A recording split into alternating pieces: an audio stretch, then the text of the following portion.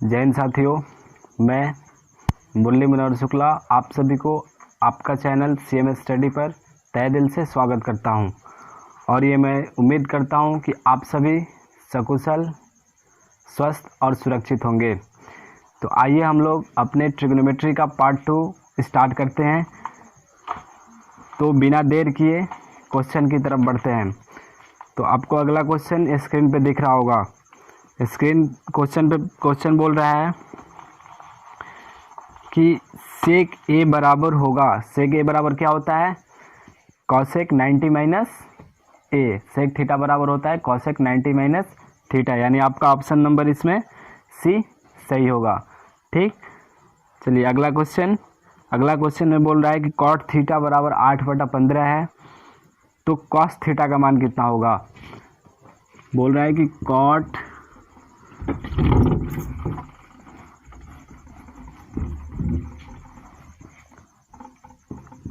Theta बराबर 8/15 दिया है, तो पूछ रहा है कि कॉस थीटा का मान क्या होगा।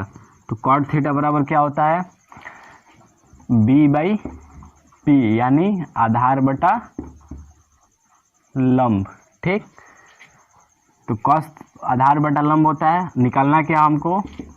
कॉस थीटा क्या होता है हमारा? आधार बटा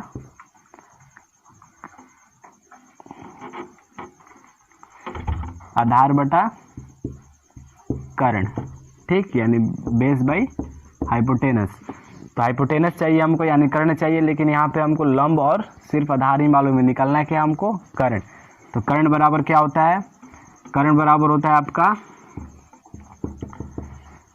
√अंडर लंब का स्क्वायर प्लस आधार का स्क्वायर। लंब कितना है हमारा? लंब है हमारा 8, 15 और आधार है हमारा 8। 15 का स्क्वायर और 8 का स्क्वायर करेंगे तो 15 का स्क्वायर 225 प्लस 8 का 64। 225 को 64 में जोड़ेंगे तो 289, और 289 का रूट कितना होता है? 17, यानी हमारा जो कर्ण होगा वो 17 होगा। और आधार मालूम है हमको कितना? 8, तो 8/17 हमारा आंसर होगा कॉस थीटा का मान। ऑप्शन नंबर आ रहा है आपका 8/17, यानी ऑप्शन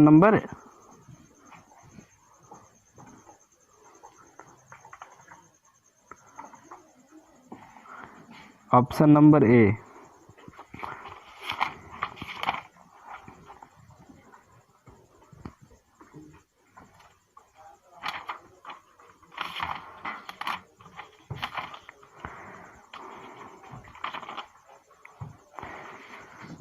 चलिए अगला क्वेश्चन में बोल रहा है कि कॉसेक ए बराबर कितना होता है। तो कॉसेक ए बराबर होता है आपका सेक 90 माइनस ए। ठीक, बन जाएगा। अगला क्वेश्चन में बोल रहा है कि कॉस ए बराबर x है, तो साइन ए का मान x के पदों में ज्ञात करना है। कॉस ए बराबर x दिया है, तो पूछ रहा है कि साइन ए का मान x के पद में क्या होगा, उसी को निकालना है। तो कॉस ए बराबर x दिया है, पूछ रहा है कि साइन ए बराबर कितना होगा x के टर्म में। ठीक, x के पद में साइन ए का मान कितना होगा। तो हम जानते हैं कि साइन स्क्वायर ए प्लस कॉस स्क्वायर ए बराबर 1 होता है। ठीक, साइन स्क्वायर ए प्लस कॉस स्क्वायर ए बराबर 1। तो साइन स्क्वायर ए बराबर जो होगा वो हमारा 1 माइनस कॉस स्क्वायर ए। ठीक, तो साइन ए बराबर जो होगा वो √1 माइनस कॉस स्क्वायर ए के बराबर होगा। तो √1 माइनस और कॉस ए का मान कितना है? x, और ये स्क्वायर, यानी √1 माइनस x स्क्वायर जो होगा साइन ए के बराबर होगा, यानी ऑप्शन नंबर हमारा ऑप्शन नंबर बी सही है। ठीक, अगला क्वेश्चन में बोल रहा है कि tan थीटा बराबर 1/√3 है, तो साइन थीटा बराबर क्या होगा। तो याद कीजिए कि tan कितने डिग्री का मान 1/√3 होता है। अभी कल हम लोगों ने सब पढ़ा है, सब फॉर्मूले को याद कीजिए कि tan कितने डिग्री का मान 1/√3 होता है। तो tan 30 का मान जो होता है वो 1/√3 3 के बराबर होता है, यानी थीटा जो हुआ हमारा 30 डिग्री हुआ। ठीक, तो पूछ रहा है इसमें कि साइन थीटा बराबर कितना होगा। थीटा का मान कितना बना हमारा 30, यानी साइन 30 का मान जो होगा हमारा 1/2 होगा। Option number 1/2, option number D.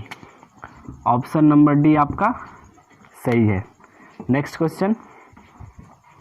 Next question में पूछ रहा है कॉट ए बराबर कितना होता है। तो कॉट होता है tan का, यानी कॉट ए बराबर tan 90 - a। ठीक, चलिए अगला क्वेश्चन में पूछ रहा है कि यदि कॉसेक ए बराबर 2 तो सेक ए बराबर कितना होगा। पूछ रहा है कॉसेक ए बराबर 2 है तो सेक ए बराबर कितना होगा, यही पूछ रहा है। तो याद कीजिए कि कॉसेक कितना का मान 2 होता है, नहीं मालूम तो याद कीजिए कि जो कॉसेक होता है वो साइन का उल्टा होता है। ठीक, कॉसेक जो होता है वो साइन का उल्टा होता है, यानी जो साइन ए होगा वो 1/2 होगा, उल्टा होगा। कॉसेक का उल्टा साइन, तो 2 का उल्टा 1/2। अब याद कीजिए कि ए का साइन कितने का मान 1/2 होता है। तो अभी जस्ट पिछले वाले क्वेश्चन में हम लोगों को निकालना, तो साइन 30 का जो मान होता है वो 1/2 होता है, यानी ए का मान बन गया हमारा 30 डिग्री। तो सेक 30 का मान कितना होता है नहीं मालूम है, तो आपको कॉस 60 का मान मालूम होगा। कॉस सेक 30 का मान मालूम नहीं है, यानी 1/cos 30 का मान हम लोगों को मालूम होगा। तो सेक, अब cos 30 नहीं मालूम, ठीक है, ये भी नहीं मालूम। तो जब cos 30 नहीं मालूम तो आपको साइन 60 का याद होगा। क्यों? क्योंकि साइन का ही रिवर्स होता है cos का। जो साइन 0 बनता है वो cos 90 बनता है, और जो साइन 90 बनता था वो cos 0 बनता है, और जो साइन 30 बनेगा वो cos 60 बनेगा, और जो साइन 60 बनेगा वो cos 30 बनेगा। तो साइन 60 का तो याद है कितना, √3/2। तो 1/√3/2 यानी 2/√3 हमारा सेक ए का मान होगा, यानी ऑप्शन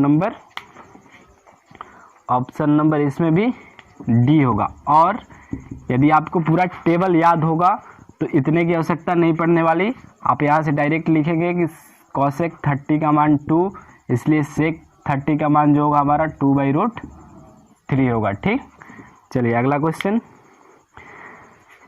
क्वेश्चन में बोल रहा है कि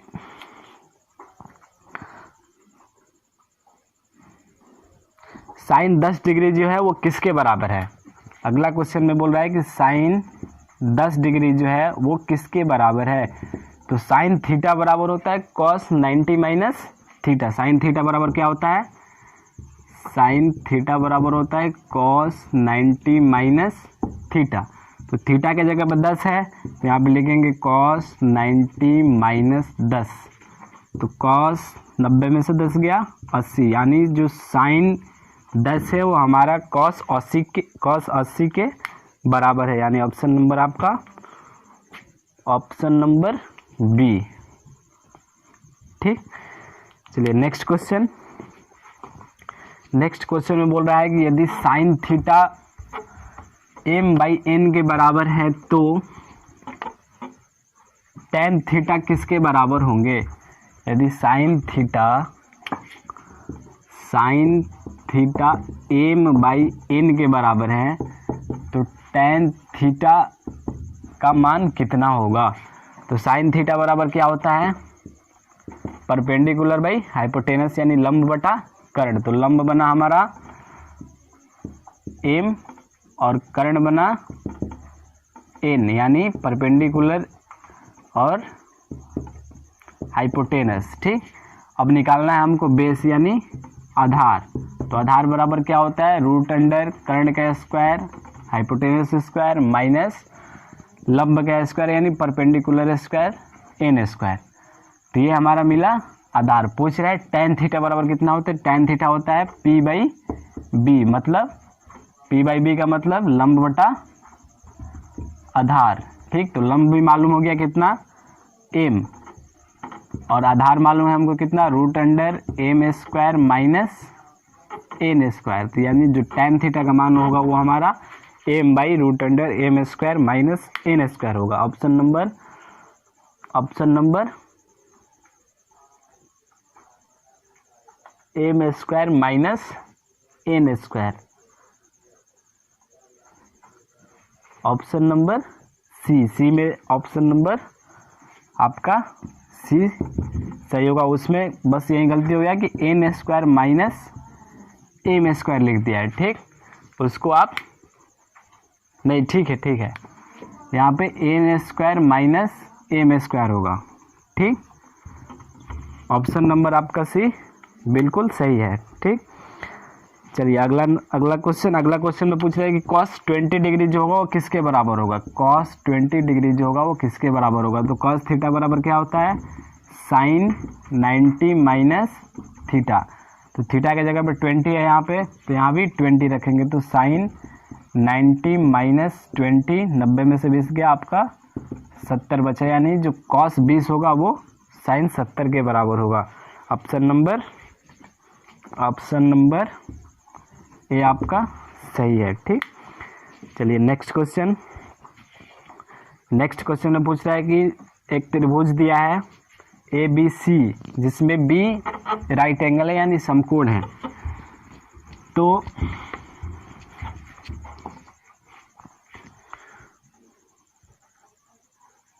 ए बी का मान दिया 12 सेंटीमीटर और ए सी का मान दिया 13 सेंटीमीटर।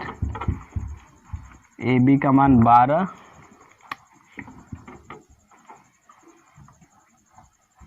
ये बना हमारा राइट एंगल ट्रायंगल, बी पे समकोण है, ये ए हुआ, ये सी हुआ। ए बी का मान दिया है 12 और बी सी ए सी का मान दिया है 13। तो ये समकोण है, तो ये बना हमारा लंब, ए बी लंब जो हुआ वो ए बी हुआ, और आधार जो हुआ परपेंडिकुलर ए बी बना, बेस हमारा बी सी बना, और हाइपोटेनस यानी कर्ण हमारा ए सी बना।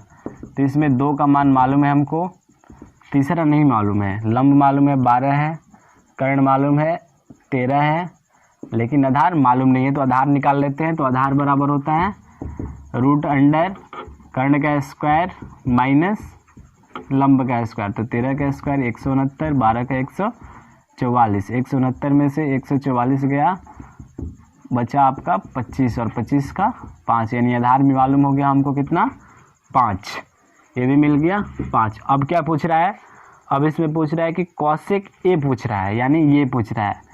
तो इस एंगल से पूछ रहा है, तो हमेशा देखें कि ये वाला एंगल, राइट एंगल को छोड़ के यदि कोई दोनों एंगल मिले हमको, यदि उसमें से हमको लंब और आधार पहचानना हो, तो हमेशा याद रखें कि एक जो जब एंगल ऐसे बनाते हैं तो एक वाला हमको हमेशा हाइपोटेनस पे मिलता है, यानी कर्ण पे मिलेगा, और दूसरा जिसके साथ बन रहा है वो वाला हमारा आधार बनेगा। हमेशा ये बात याद रखना है कि राइट एंगल को छोड़ के यदि इन दोनों में हमको ये पता करना हो कि यदि इस एंगल से देख रहे हैं तो कौन आधार और कौन लंब बनेगा, तो हमेशा याद रखना है कि जब एंगल बनाते हैं तो एक एंगल तो हमेशा कर्ण पे मिलता है, कर्ण को पहचानने में कोई दिक्कत नहीं होगी, और जो दूसरा होता है वो हमेशा आधार पे मिलता है।